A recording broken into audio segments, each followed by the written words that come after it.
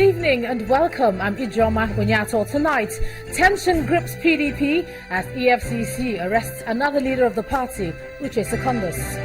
The president vows to punish government officials found culpable in the distortion of the 2016 budget. Supreme Court refuses to review its judgment on the leadership dispute in the Anambra State chapter of the PDP. And 23 people killed as a passenger plane crashes in western Nepal.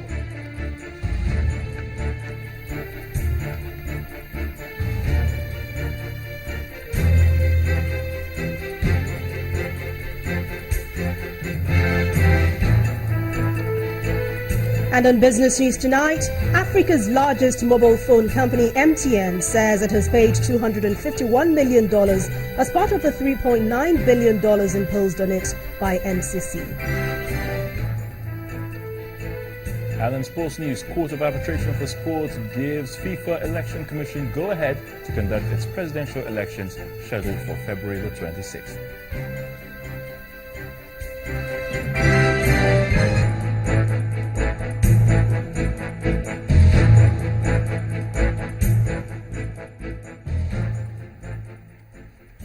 The gale of arrests by the Economic and Financial Crimes Commission today caught up with the immediate past acting national chairman of the People's Democratic Party, Mr. Uche Secondus. It was gathered that Mr. Secondus, who is now the deputy national chairman of the party, was picked up in connection with 23 luxury vehicles valued at over 110 million naira, which he allegedly received from a suspect who is currently being investigated by the anti-graft body. Meanwhile, the PDP has condemned the arrest of Mr. Secondus, saying it's part of the grand script by the APC to weaken the opposition with a plan to arrest other leaders of the party. The party, in a statement, frowned on what it describes as a continued clampdown on its leaders, saying, indeed, intelligence available to the party shows that the federal government, using its various agencies, is bent on destroying any opposition to the ruling party, as all indications show that the government is more interested in humiliating the PDP than fighting corruption. The PDP states further that the arrests by the EFCC have become a mockery of the democratic process. Now, the last may not have been heard about the controversy surrounding the 2016 budget, as the president has vowed that all those involved in the padding of the budget will face severe punishment. President Muhammadu Buhari, who was speaking in Riyadh while addressing the Nigerian community in Saudi Arabia, condemned the distortion of the budget proposal. In his words, the culprits will not go unpunished. I've been a military governor, petroleum minister, military head of state, and I headed the Petroleum Trust Fund. Never had I heard the words budget padding. The president went on to say, our Minister of Budget and National Planning did a great job with his team. The minister became almost half his size during the time, working night and day to get the budget ready, only for some people to pad it. President Buhari also gave members of the Nigerian community in Saudi Arabia the assurance that his administration is working diligently to fulfill its campaign promises. And now there's an urgent need by the federal government to constitute an economic team that will prefer solutions to the present economic crisis in Nigeria.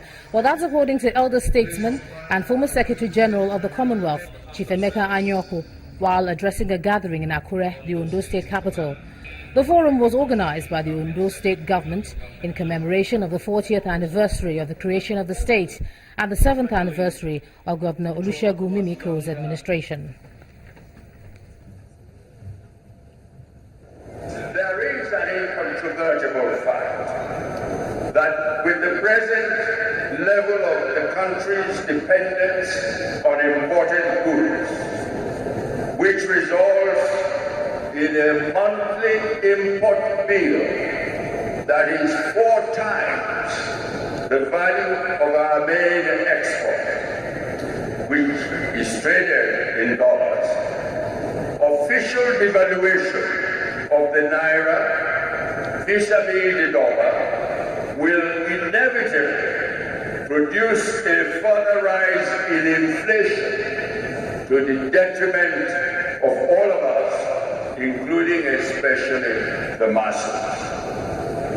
And besides, in such circumstances, devaluation will lead to an unacceptable drain on our country's external reserves which is already worryingly depleted.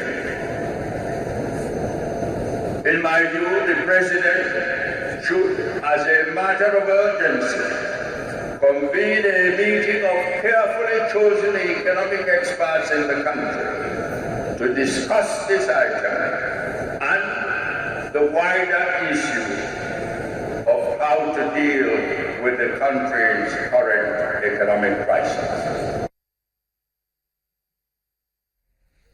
Former Secretary General of the Commonwealth, Chief Emeka Anyaoku. And since the administration of the President, Nigeria's economy has been undergoing an overhaul regarding the issue of the controversial fuel subsidy, blocking leakages in public finances with the enforcement of the Treasury single account, identifying of ghost workers, and the ongoing foreign exchange policy of the central bank. These reforms aimed at revamping the economy began last year after the assumption of the new leadership on May the 29th, 2015, when the President announced his anti-corruption campaign. The most significant being the implementation of the TSA, after which Nigeria's foreign reserves rose from $28.6 billion in May to $31.2 billion in July, 2 months after President Muhammadu Buhari's inauguration, despite low oil prices. And after a few months in office, the new government was widely criticized for lack of a clear-cut economic direction. Some blamed the president's frequent trips to foreign countries, which, according to him, were expedient. But records from the National Bureau of Statistics reveal that in the second quarter of 2015, the nation's gross domestic product grew by 2.35% in real terms. There have been intense efforts to diversify the economy and turn the mono economy from dependence on oil towards a more vibrant and productive non-oil sector, contributing more to the GDP. However, the Naira is beginning to firm up against the dollar. And joining me now on the news at 10 to look at the economy is the former chairman of the Nigerian Economic Summit Group, Mr. Folusho Phillips. Thank you so much for joining us on the news at 10 tonight.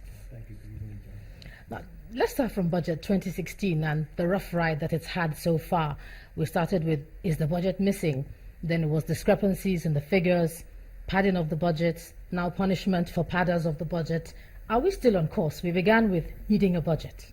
Well, I think we've got to try and not let all that process distract us from the fact that the budget is still going through Senate. We haven't had it formally released. The president's action or reaction is pretty much in his style of being a disciplinarian, and he believes that very much he's got to deal with people who in principle have sort of embarrassed him. And if this was done intentionally or maybe out of habit that has been going on over the years and just happened to be in the wrong regime, then maybe one, as far as that's concerned, understand how he feels. But the budget itself, when you look at the whole philosophy of the budget, is a good budget in the sense that the government says it needs to kick into the economy, it needs to get the economy going. So we've got to try and pump money into the system. Yes, it's a deficit, but the fact is we don't have a choice. We've got to try and see how we can bring a bit of activity and life into the economy by pushing that amount of money in. So the impatience we all feel is just for the Senate to release the budget and let us see, because the rest is ought to be fine-tuning. But what's the thrust of the budget? And I think is to just get the economy going. So everybody's very anticipatory about this, both locally and internationally, because it will set the tone for the country. It will set the tone of the things that we need to do, almost in response to the kind of challenges we face at the moment. So we're all in a state of limbo. And speaking of the state of the economy, the way it is now, do you think financial authorities are underperforming? Is that the reason we see the uncertainty, the policy flip-flopping, if you were? Well, let's be very honest. Oil is still at the root of all this. We've sort of woken up one morning and discovered that a major source of revenue and foreign exchange revenue that helps to facilitate our economy has just disappeared, literally. And as a result of that, everybody's at a bit of a loss as to what to do. The last time this happened was way back in the late 70s, early 80s, where we were in the regime of import licenses and so on, where if you look at what's happening today, the fact that we're allocating foreign exchange and we're rationing it is taking us back to that period where things weren't as free-flowing as we expected. So obviously there's a state of imbalance. In addition, I always say that after 16 years of the same government, and then we have a new government coming into place, people still seem to be finding their feet. The ministers are still new, and they're all very, very new to government. Every single one of them, maybe except for the finance minister, they're all new to government. And it's a whole process that they have to go through, and learning to deal with the civil service itself. But the main thing is that oil is still at the center of the problems that we have, and it's therefore stopping us from being able to import, stopping us from being able to get the private sector going. Manufacturing is literally stagnated, and even though we are saying that we want to move into an import substitution mode, no matter what, we still have to be importing a certain element, and there's a transitional process that we've got to go through. So it's a bit of a shock to the system, and it's built up over time, and it hasn't really let on. And people are finding that, look, the manufacturing sector is literally going to the black markets to source for its foreign exchange. It's going to have impact on costs. And speaking of rationing the foreign exchange, as you were talking about, the BDCs were hit pretty hard, and their usual weekly inflow of the dollar was not given to them. Has that helped? Well, it hasn't, because I'll be quite honest with you. The central bank, may be, because we don't have enough at all, is still rationing the dollars that's available. And it seems as if the free flow of the dollar in terms of that which is available outside the central bank is still very, very limited. And that's why you do have people who are arguing about this concept of, it's not so much about devaluation. The currency is already devalued. Let's not worry about whether there's an order that's been given that it be devalued. It's already devalued. But the point is, can we move into an environment where it's floating, so that it is not so much the role of the central bank to begin to ration who gets dollars at a particular rate or not. It is something that may be higher than usual, but readily available. So if we can get dollars the way we need it, at the quantity that we need it, and it's all at an average price, no matter how high it is, then we know that it's pretty fair and it's spreading around, and we can get the economy back up again. So for all those who are worried about the state of the economy, and you have so many armchair economists popping up overnight telling us different views, what is your view on whether or not we're on course tonight? Well, I believe that things are very, very tight, and I believe that we're going to be facing some very, very challenging situations going forward. There are no quick fixes.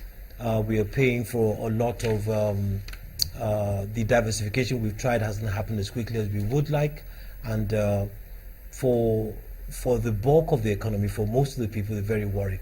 External investors are worried as well. They try to understand what is the policy direction of the country, and that's why we really need to come and decide what is the country's value proposition. What is it that we're going to be pushing for? Thank you so much, former chairman of the Nigerian Economic Summit, Mr. Folishaw Phillips, for joining us on the news at 10 tonight. And in part two, after the break, APC leaders meet with the Vice President to thrash out issues for effective running of the party. That's in a moment. Do join us again.